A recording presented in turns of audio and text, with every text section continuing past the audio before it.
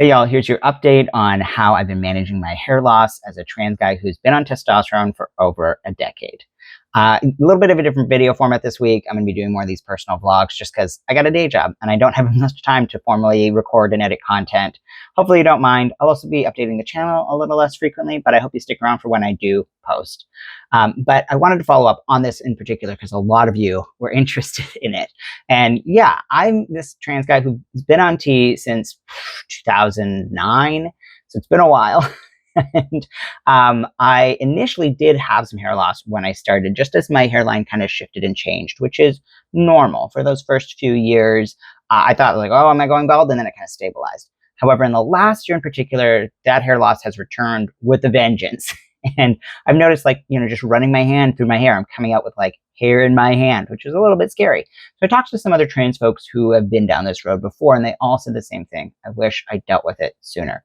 So then I called my doctor and I asked about my options, and he prescribed me something called Finasteride, which essentially blocks the testosterone receptors in my body so that I can ideally keep the hair on my head while keeping my other hormone levels fairly stable and normal, which sounds great to me. So I took the prescription, filled it, and started taking it once a day. And that was back in February. I've taken photos of my hairline each month since then.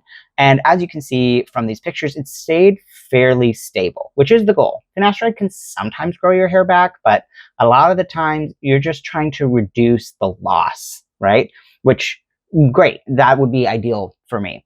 But I wanted to give you the formal reveal because I've also not been cutting my hair during all this time. I did like some light trimming with the kitchen scissors, but like generally I've been just trying to see like how much hair do I really have when I let it grow. So it's been looking a little bit shaggy and messy. I am due for a cut.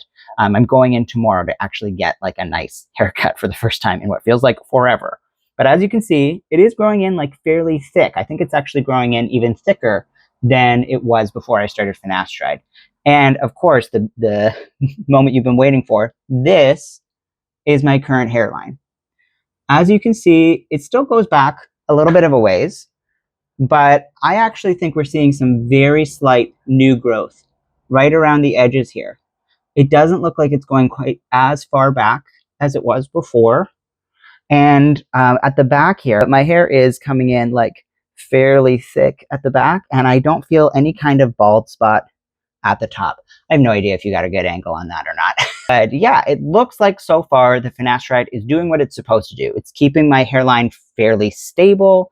It's stopping me from losing more hair, and the hair that I do have is coming in thicker and a little bit healthier. And I think doing a cut is going to help it a lot as well to feel really like rich, and healthy on my head.